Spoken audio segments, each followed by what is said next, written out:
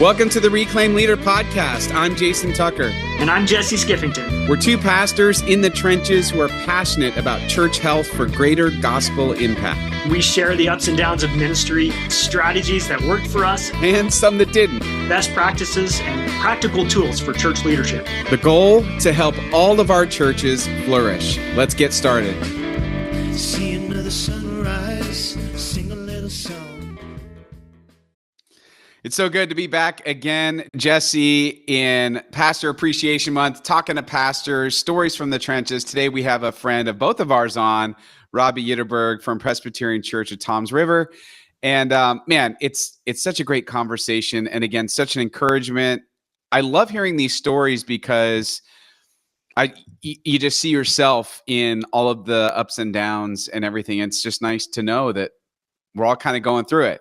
I don't know. There's something about it that is very powerful. Yeah. I mean, we're kind of in some ways, we're all living the same story, just in our own unique context. I mean, there's elements or threads that carry through all of it. And so I think that's what I've appreciated about hearing the stories from our pastors in the trenches. Just we're not alone. There are other really awesome, capable leaders called into ministry who are slogging it out, trying to lead revitalization. And the more we can connect with each other and encourage each other, I think that's a really good thing. So yeah, Robbie's awesome. So you guys are going to love this conversation. Yeah. And hopefully you'll really be encouraged by it. Yeah. Robbie's the best. Before we keep going, we're going to do another giveaway. So I drew another name out of the hat, go out to the game, beep, boop, boop, boop, boop, spit out a name.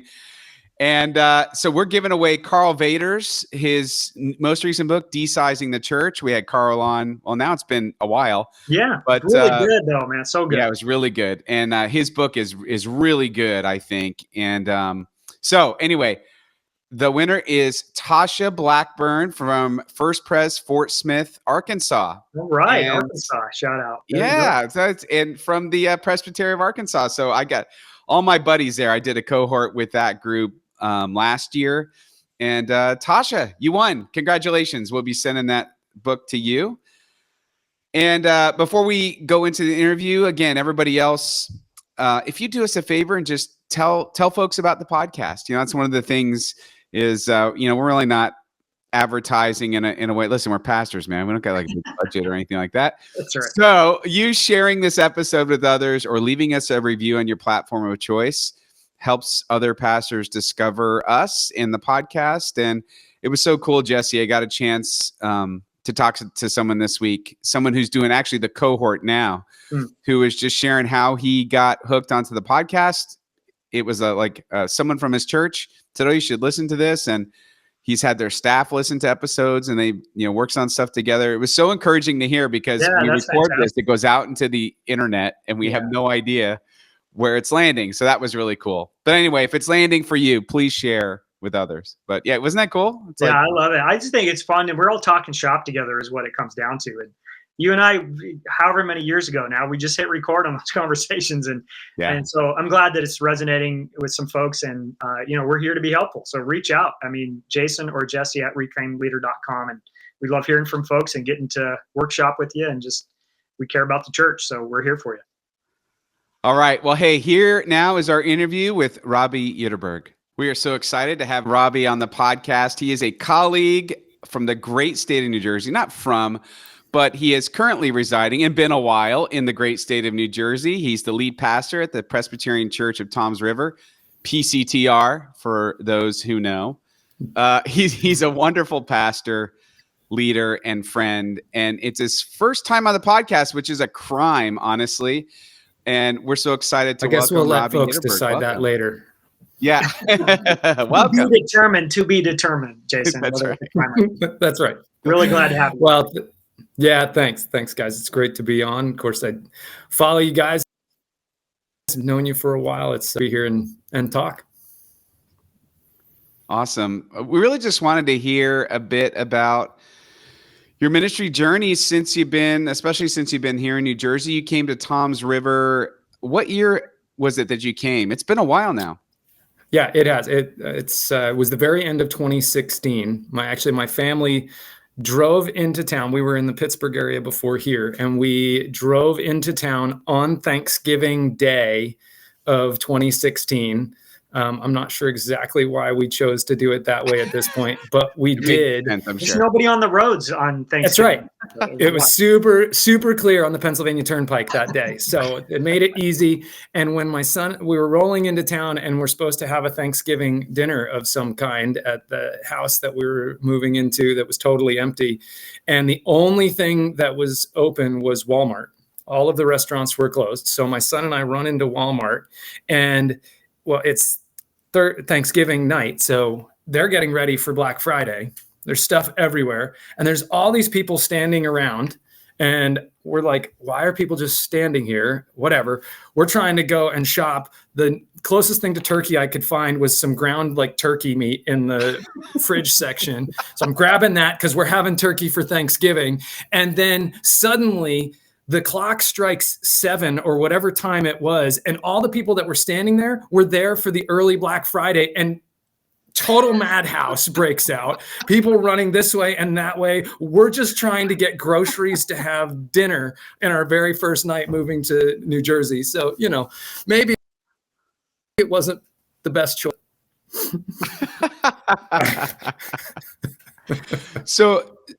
So Robbie, take us through. You were you an associate out in Pittsburgh? I was, yeah. I was an associate at Bethany Presbyterian there. We were there for just over 5 years. And you started feeling the call specifically to be head of staff? Were you looking at solo positions as well? What were you looking for? Yeah, had definitely had that sense that God was nudging me toward head of staff, lead pastor. I knew preaching was something that was definitely on my heart, and to be able to do that consistently.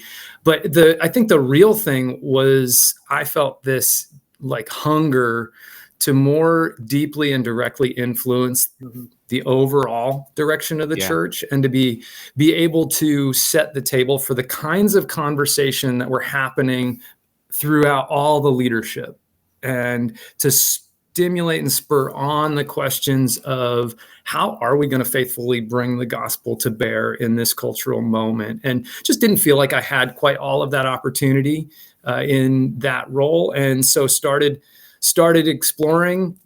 My wife and I started really praying, okay, God, where are we going to be next? I grew up in Colorado. She grew up in the Seattle area. And so we started asking God, where west are you going to send us so that we go closer to family? And so he sent us really far west, as we went all the way around the globe to find ourselves on the Jersey Shore. But so people ask, why are you here? And it's God's sense of humor. That's it. Yeah, I remember we were doing some phone calls back and forth and early on, just talking and shop and discerning calls. And I feel like that's that season, you're in your role as an associate, and you're figuring out, is there more to my leadership or my wiring, and taking that next step and trying to discern, where is that? What's it going to be like? And so you guys headed off all the way around. That's a long trip around the world, that direction. A long trip that direction. Yeah, we just decided to drive east. Just full disclosure. Probably the wise route to go, for sure. Yeah. Nicely done. So what were some of the things about Tom's River that felt like a really good fit for you? And where I'm going with this is your experience kind of that first year. Yeah. What were some things that seemed like, I feel like I would be a really good fit for this congregation? Yeah. Yeah, from the absolute beginning, this congregation had an evident love for Jesus, and so that was clear from the things that they had put in writing. It was clear from, when we started to begin the conversations with the search committee, and so that was just the automatic beginning of it. But then the heart started to really align around the long passion for next generation, for children and for teenagers. Actually started a youth group in the 1890s with the explicit. Yeah. That was allowed? I mean, it was a thing. It was I can't remember off the top of my head what the name of it was, but it was something like an evangelistic association for young people, something like that. And the explicit goal was the evangelism and discipleship of teenagers. Wow. And so in the 1890s, they were already expressing that heart. And Tom's River was really small then, but they were expressing this heart for the next generation. And when you pull that thread through the church's history, that's continued to be at the heart of who the church wants to be, values. And so that at that time, I had 3 kids.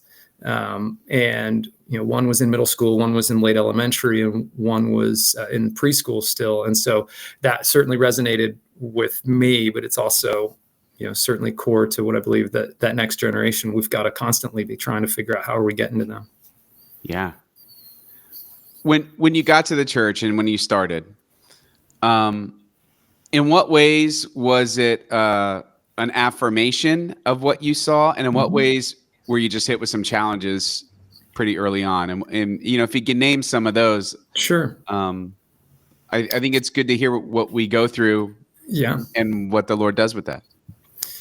Yeah. So some of the affirmations were easy in some ways up front, because the energy and excitement that seemed to be on paper was there, that there was a lot of energy, and particularly around, kids and students. And so really that was quickly, affirmed. And then some of the other pieces, that there was some really wonderful lay leaders, who were deeply invested in the church, that felt like a great fit, because I'm getting to come alongside these lay leaders and begin some of those conversations of where do we go next. The staff at that time was really stable. They had come through a pretty tumultuous season prior to my arrival. Some of them were here through some real conflict, and some of them and through an extended interim. And during that interim, the staff actually stepped up in a lot of different ways. They took turns preaching at different points. They had all sorts of roles, from signing checks to supervising, sexton, all these different roles that they wouldn't necessarily have had. And so when I came in, they actually had a sense of confidence, and then the congregation had a love for their staff. And so that was a really beautiful affirmation of being in what I felt like, okay, this is healthy. A congregation should really appreciate where the staff and what they've been doing. And so that was great. I think some of the initial challenges or things that I didn't necessarily fully comprehend on the way in, and some of it's because I didn't press hard enough. This is just the truth of my own learning in that journey of coming on board. But on paper, the church was 2,800 members at the time. And I say that very clearly on paper, because the real number was much different than that, but the sense of identity was still connected with that number. Yeah. And so there was a real connection with it. The history that had been so rich and so good, and the church had really exploded, particularly in the 70s and into the 80s.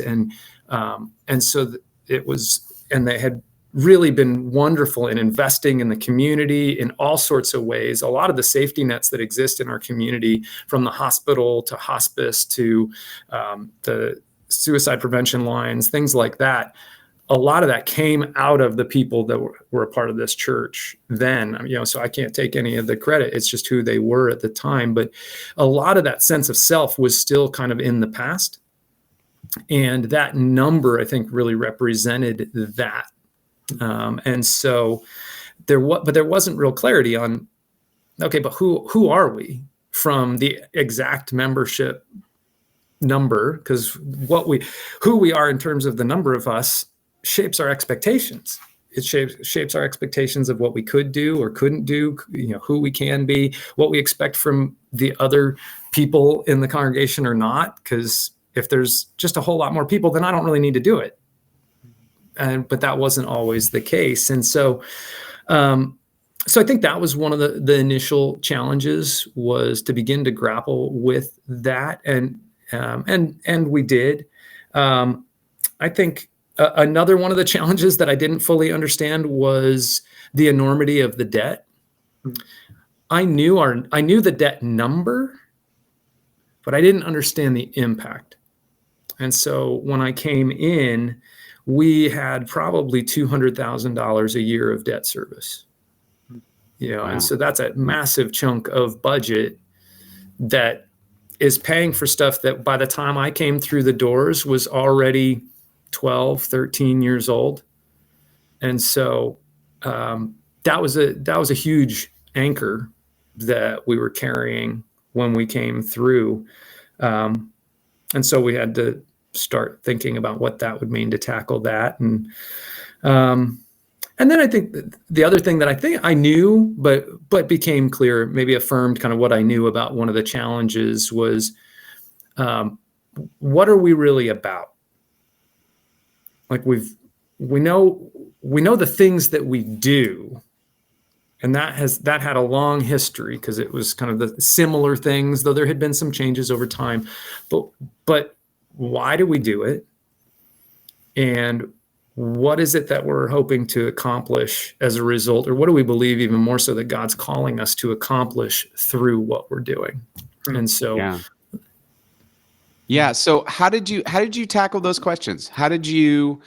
What was your strategy for getting folks to be vulnerable enough to answer those questions? Yeah. Because part of it's like, there's always a story as to why a church is carrying debt. And it's usually, it comes from a good time when, we make hay when the sun's shining, right? It's time. Yeah. And you don't see down the road the impact that it could have. How did you get them to sort of go through that process of honest assessment and forward looking?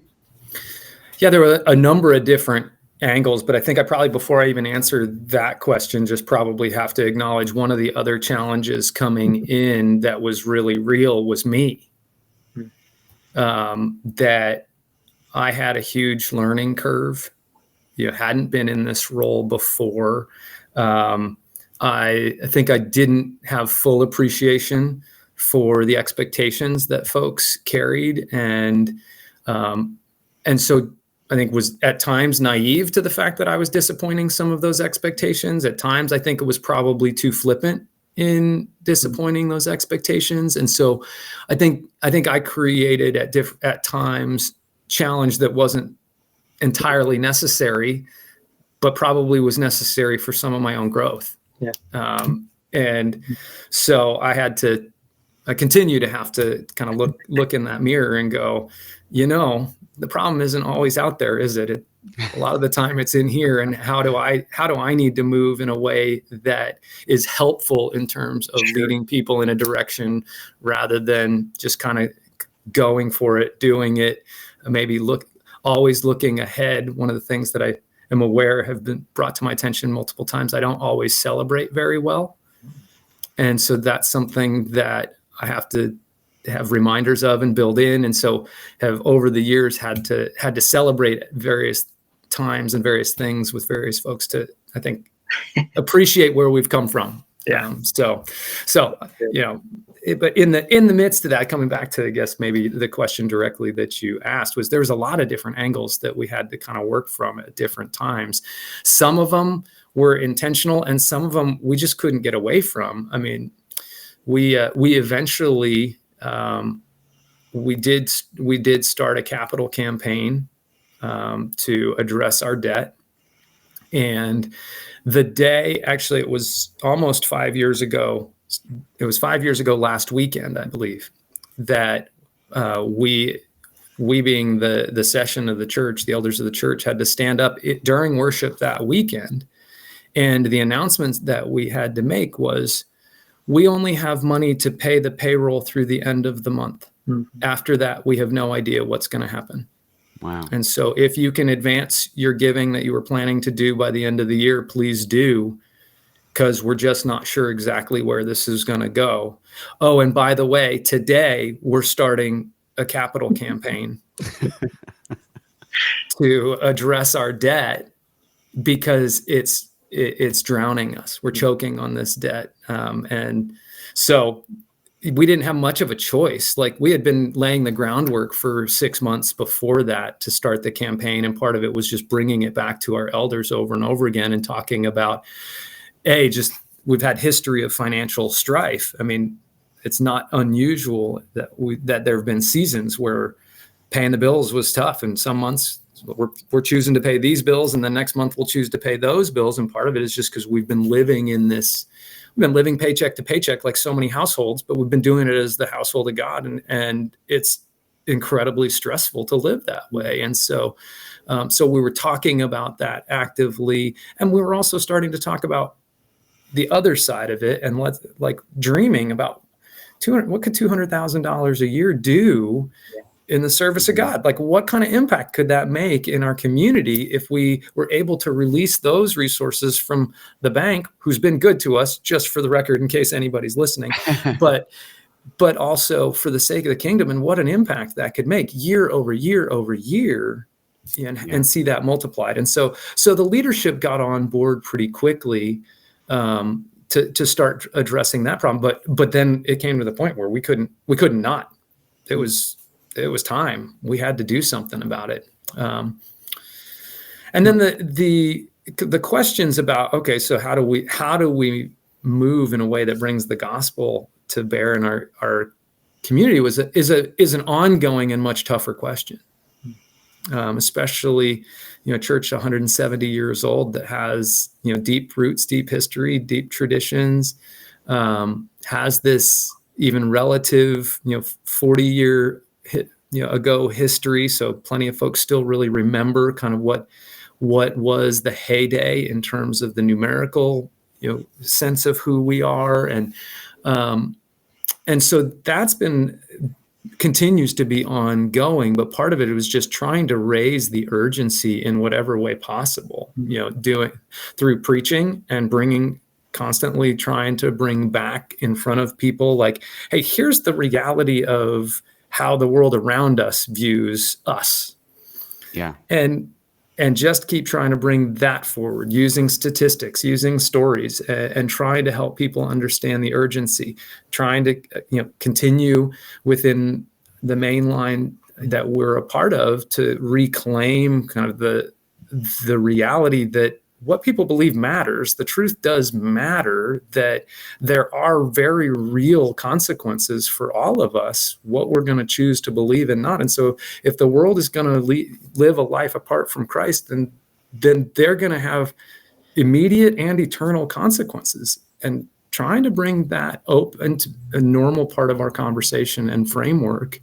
And then I think it was also working through the leadership, working with our elders in particular, trying to begin a conversation, changing the conversation that we're having at the leadership level. When I walked through the doors, there were 30 elders sitting around that table with me. Yeah. And so that's a lot. That's a lot of elders. It is a lot of elders. Yeah. A lot of voices, a lot of opinions. That's right. Right. All kinds of different degrees of maturity in that room. Sure. That's right. Yeah. So there were 30 elders, and then we had 60 deacons. So every year. Wait a second. You had to recruit 90 positions a year? So we had to recruit 10 elders and 20 deacons every year. 30. 10 and 20. 30 every year. Every year. Every year. And this connects to our sense of identity. Right. Yeah. If we were 2,800, well, 60 out of 2,800, okay. It's still a lot, but you also have a lot of people to do the work of making those connections and doing the nominating and bringing people forward. Right. But when we're way less than that, sometimes I tell people that I probably hold the record for losing the most number of members in the shortest amount of time without a scandal. Because in my second month, we removed 1,700 members. Yeah. Yeah. You got honest with yourself about where you actually are, which then allows you to make progress forward. And I love your story, Robbie, because I think a lot of us can relate to being in a situation where it doesn't feel good to be honest in this direction of where we're taking something away, or there's a sense of we've lost, or we're not what we once were. But unless you can get to that place, how do you move forward? So really, I hear your story is a story of church identity and getting clear about who we are now, not who we used to be, so that we can become who God wants us to be. And that's powerful. I think a lot of pastors listening in, we've been on some version of that journey, or maybe right in the middle of it. And I imagine, I just remember thinking back to some of the conversations over the years, like jumping from being an associate pastor into leading, let's call 1,700 names out of our member list. Right. That's a pretty huge thing to adjust to and to move into. And I imagine it's just like some blindsided thing going on in there, and people, just not being ready for all of that. And let alone preaching every week, let alone leading session meetings, let alone trying to set vision and direction. So the fact that you're still mostly smiling is a miracle. We're a couple years removed. Look how good God is, man. It's incredible. So coming to terms with your identity. So how did you guys go? What do you have now, deacons and elders? What does that look like?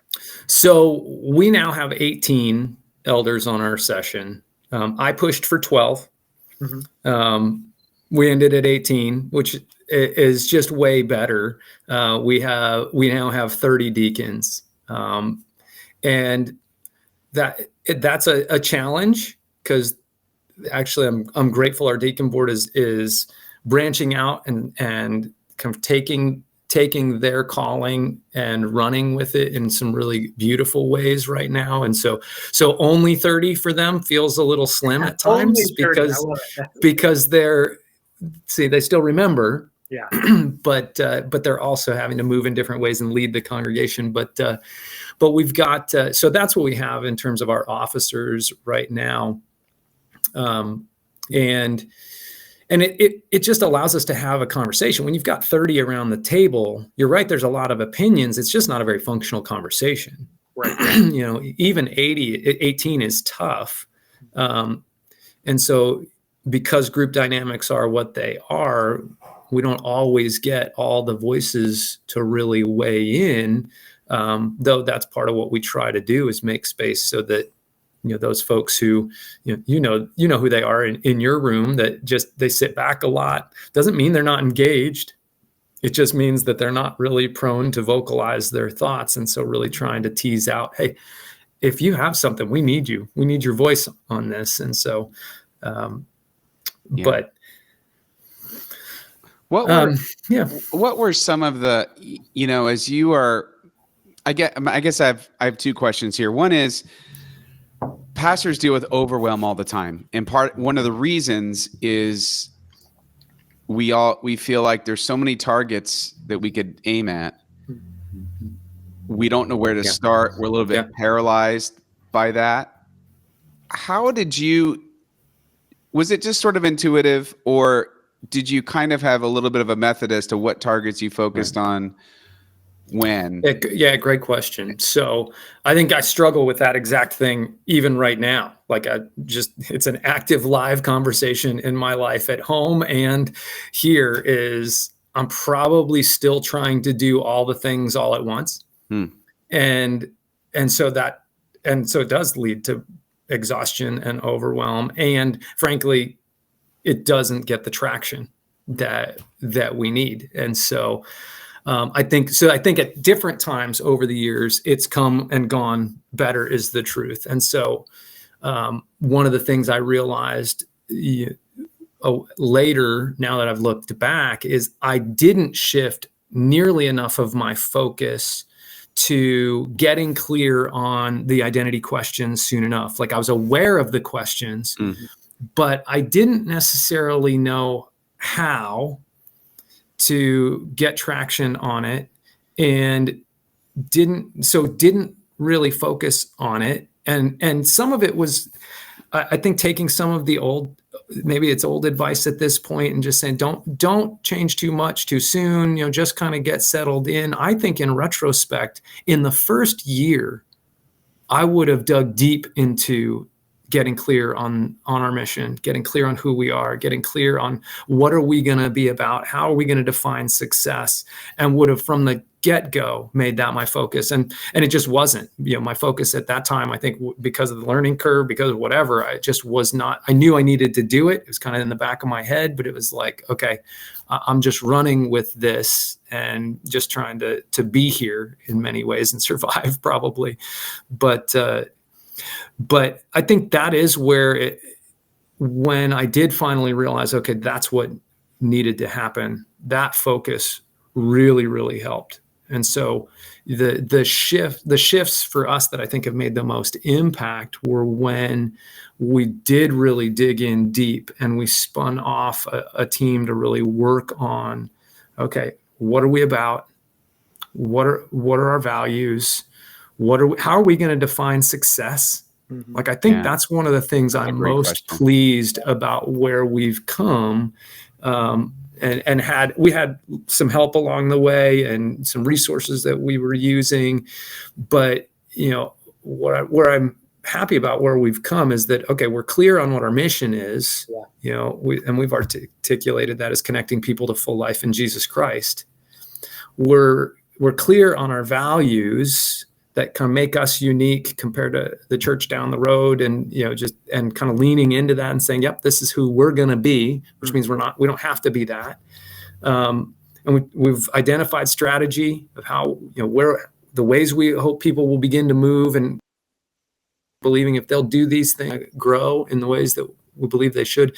But I think that maybe the most important thing to me is that we're defining what success is, but it's still really hard to pin down. So we've got this series of questions that are discipleship questions instead of numerical questions. Right. Yeah. More qualitative metrics. Much more qualitative metrics. Exactly. Are you feeling more connected to God? Are you more connected?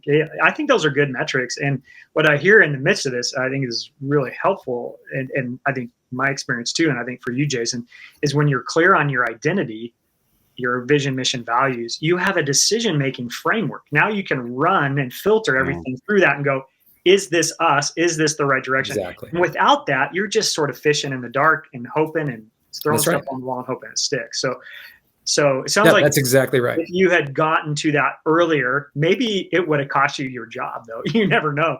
But you were saying maybe started that earlier would be a little further. Maybe. I think that we finally did eventually get to a place where we got the leadership in a space where they were reflective on where are we, specifically thinking about kind of the life cycle of a congregation, and really began to give them language and tools to be able to articulate, even think about, evaluate, articulate, where are we?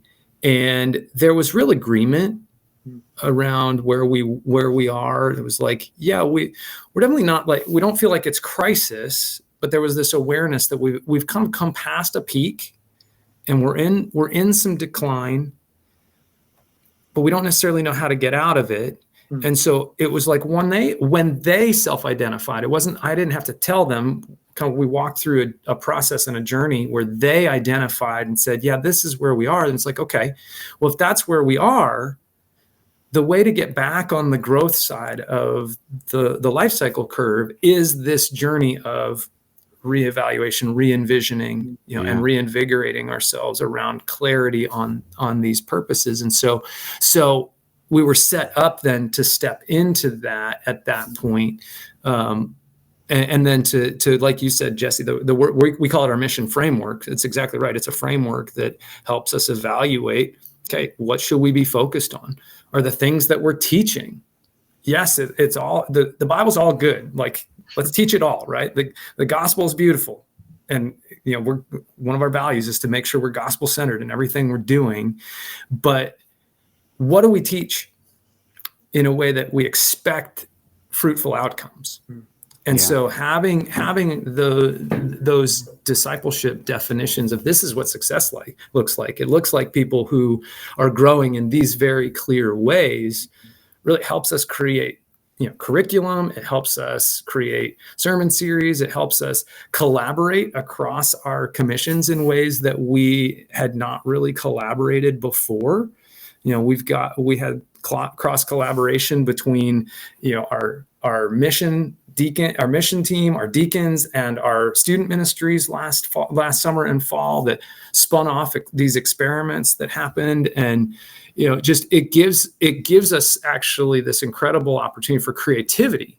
Right? I think sometimes we think of this framework as like this restrictive thing, which it is, because it helps us say no. Yeah. But it's also this generative thing, because we can look and we can say, it doesn't feel like the fruit that we're getting from our ministry is happening in these particular areas that we believe where success should be. It's like, what can we do about it? And so we've been trying to put in, actually recently have been working with our leadership on some simple processes of how do we take that framework? How do we do some good observation and evaluation around what we're doing? Think about why it may not be happening in the ways that we believe it should, then allowing us to creatively address the barriers to the fruit that we're hoping to see in people's lives. And the amount of creativity that can come out of a process like that has been exciting and is part of where I hope we're continuing to go. Well, as you know, Robbie, I have somewhat of a mole in your church, Pastor Teresa, right? So when she speaks very highly of your leadership, and certainly what I've seen, even just from the outside of your church, is a church that continues to trend healthier and healthier and healthier. And so clearly the learning curve you figured out as far as leadership goes. Now I know none of us would say we have it figured out, but certainly your leadership's been very effective. I wonder though, and we're not even going to get into all the other challenges that I know you faced. My goodness, you had a staff member pass away and almost in the middle of a worship service. It was in the middle. Yeah. I mean, all sorts of issues. And I want to know, and I think this is helpful for pastors to hear. There is every reason you maybe wouldn't have seen things come together because maybe you would have bailed. Yeah. In those tough moments, what helped you stay the course? Yeah, it's a great question. I think part of it is certainly, it almost feels cliche to say, but that sense of call that in some ways I've just known that kind of that work of repurposing and re-identity and revitalization is part of what is both really challenging and really exciting. And so for me, that it's some of it's kind of core that way. I think it connects with kind of the verse that I hold on to personally, Philippians 1:6, being confident of this, that he who began a good work in you will bring it to completion on the day of Christ Jesus. Just that I hold on to that for myself because I'm just so aware of me being a work in progress and the church being a work in progress and Jesus promising that he will build his church and that it's really not up to me. But a lot of that, in those darker moments is a conscious choice. It's funny. I think about that. There's a song that we sing in our contemporary worship. There's a line in it. I couldn't tell you what the actual whole song is, but I think about this line regularly. And it says, I preach the gospel to myself, that I am not a man condemned. And part of that's been, I've had to just continue to preach the gospel to myself and realize, okay, my success or failure doesn't define me. Whether the church makes a turn or not is actually, yes, I'll be accountable for the way I've moved and lived and led because God has given me this post and I steward what he gives. And yet success is ultimately not determined by me. And I have to constantly bring myself back to that place of that both humbles and frees me. and allows me to once again move into that space in a way that I can be rejuvenated to say, okay, God's going to continue the work, and I'm just going to try to continue to be faithful. On a very practical level, I mean, certainly it's been, my wife has been she's an amazing partner. And so I'm so grateful for her and what she does to support me and the family and the ministry calling that I have. And then have leaned on friends, have needed friends deeply in especially those most challenging times to, be able to confess and acknowledge my failures, and then have them look back at me and say, yep. And you know what? We still love you. God still loves you. And now it's time to stop having a pity party and move forward. So I love it. That's powerful. And I don't know, I'm just resonating with pretty much every word you're saying, what gets you through, what keeps you holding on, the sense of God's call, his bigness, my smallness, being reminded that faithfulness is the metric God cares about most. I mean, all of that. Well said, my friend. Hey, listen, before we let you go, I want to just hear a little bit. What are you excited about right now? Now at Tom's River, what are you excited about? So I have to acknowledge that. So we started with one of those very big challenges was this debt that we have been carrying for so long. And when we started our campaign, when I got here, it was 2.6 million. We started our campaign in November of 2019. It was 2.3 million. And we are going to be paid off in November. Completely. Oh, man. And so God has been so good, awesome. So generous. The people have been amazing and have responded with faithfulness. It's been a very challenging road, obviously, but it's been awesome to see the trust that's grown in the congregation and in the leadership, to see the excitement about, hey, it's not sexy to pay off debt. It's really, really not. That's a tough mission to get excited about, right? It is. Yeah. It is. But we've been people have really just grabbed on and are excited to be a part of what God's doing there. And so that's going to release a bunch of resources. We've called it our Freedom Campaign because that's what it feels like, that we're going to be stepping into that. And so it was $2.3 million of mortgage debt and over $300,000 of non-mortgage debt in the last 5 years. And so we're excited about that and where that's going to take us. And it's letting us really dream about what could happen next, because part of this generative creativity is that we're in a space of potential experimentation, that we're starting to be able to seriously look around and go, okay, what is happening in our community, in our context, where because we have freedom, we get to move differently.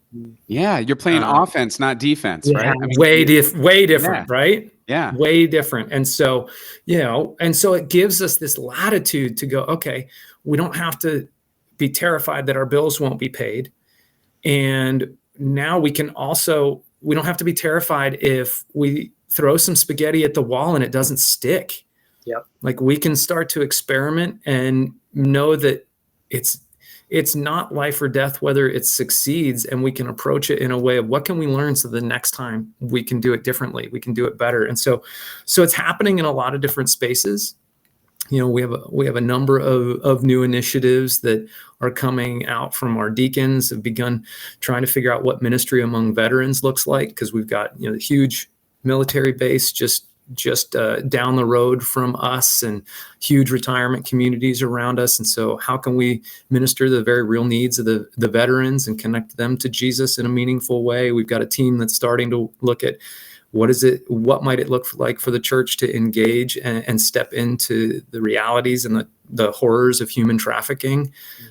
We've got folks thinking about how can we move toward our Latino neighbors as the the demographics of our community change, and the resources that get released can help us do that perhaps in a meaningful way. We've begun a real robust conversation that's at the heart of who we are. Again, reassessing what's our ministry like to 13 to 25-year-olds. Like, we're not satisfied, and there's thousands of kids just in our town, and we know they're not all walking with Jesus. And so there's this opportunity to just try some stuff and move toward them in a meaningful way and offer a hope that's so desperately needed. And so I'm excited about, it's not just the resources that have us at this point, right? The resources are awesome because they can be just channeled, but it's really the framework. And then it's the buy-in of the congregation to say, no, our mission is to connect people to full life in Jesus Christ. And so starting to ask ourselves, what's it going to take? And how can we move in a different way to make an impact for the kingdom? So those are some of the things I'm excited about. I love it. Yeah. It's exciting. And well, Robbie, I appreciate your time. I appreciate your friendship. Robbie has been there for me more than once, going through some tough times. So we're definitely doing another lunch soon. That sounds good. And it's very, very much mutual. So we're, I know these are stories from the trenches, and we've been in the trenches together, actually, all three of us. And so many others that have partners in it, I know they value them too. So thank you guys. Yeah. So if anyone wants to reach out, maybe someone listens to this episode and they're like, oh my gosh, you're reading my mail. What's the best way to get hold of you? Probably just to send me an email, because I'm not really much of a social media guy. So, Robbie, ROBBIE at pctr.org. You can get me there. Robbie.Ytterberg at Gmail. That's fine. You can get me there and see where it goes. All right, man. Thanks so much. Okay. Thanks, guys. Have a great one. Jason, Robbie's the best. It's so much fun. Robbie, thank you. If you're still, listening back to yourself, thanks for coming on. We enjoyed the conversation and have followed your journey at Tom's River and watched your leadership and admire you. And thanks for inspiring us to keep going, leading change, leading revitalization. It's a long, long process. And so we heard lots of elements of the story, but I think what kind of jumped out at me, and this is something you talk quite a lot about, Jason, is how leaders define reality or help name reality. And what I heard Robbie saying is that he had to work with his elders to help them to be the ones to name the reality of who they were now, not who they used to be. And man, can you imagine taking 1,700 people off the rolls and what that would do to a church's identity? So pretty cool. But talk about that for a minute. What do you mean when you say leaders define reality or help name reality? Yeah, that's a Max Dupree quote. And he says, a leader's job is to define reality. And that is, it's so hard for organizations, and I think especially churches, because there's so much nostalgia and emotion, and people who are very logical people come into the church and they make illogical decisions because there's so much emotion invested in it. And sure. I think one of the gifts as a leader that you give your church is helping them to see who are we really? Yeah. Who's the church really? Because you can't address what you can't acknowledge. Yeah. Once you can acknowledge who you are, then you can move forward. It's kind of like getting healthy. Yeah. I could decide, hey, I need to lose some weight. I need to gain some muscle. And I could pick 15, 25 different programs. They might all work, but I got to figure out which one am I going to go with and why is that going to work for me? And then once I do, clarity happens. So the other thing I heard him say, which is something Dr. John Cotter says, is the first step to leading change is creating urgency. You heard him talking about developing a sense of urgency with his people. And again, that's a lot of pastors think you have to roll in with the vision. And that's actually not true. It's much better to lead the church in a vision process, but that they only care to do that when they feel a sense of urgency about it. So I thought that was great. And I love it that he went back into their story, back into their next gen focus, back into their history, to give an urgency for the current moment. And I think there's a lot of wisdom in that. And that's one of the unique things available to us as if you're leading in a longer standing church or a more established church or a denominational church that's probably been around for a while, you have a history to draw from. If there was a high moment somewhere in the past, what was it about that DNA that you can bring forward to create urgency now for the mission today? So yeah, I resonated with that. So many good things there. And navigating through that kind of debt. I mean, just debt service is a tough mission. So the fact that they're coming out the other side with lots of opportunities and excitement, that's such a cool thing. And that's the second story we've had in this series of kind of that crushing debt. Yeah. And maybe that's a reminder to all of us, like, just really be careful taking on new debt as a church. Yeah. Right. Because who wants as a guest to come into a church and hear our mission right now is to pay off somebody else's dreams from 15 years ago? Like, that's, as much as that's part of the reality sometimes, that's a hard thing to get people excited about. So yeah, lots to think about there, and always fun just to hear more stories from the trenches. Jason, people are in there slogging it out, working for the sake of the gospel in our communities around, the U.S. and around the world. And we're grateful for all those pastors and church leaders that are going for it. Keep swinging. We are. Thanks so much, everyone, for what you do. Thanks for listening, being part of the Reclaim Leader family.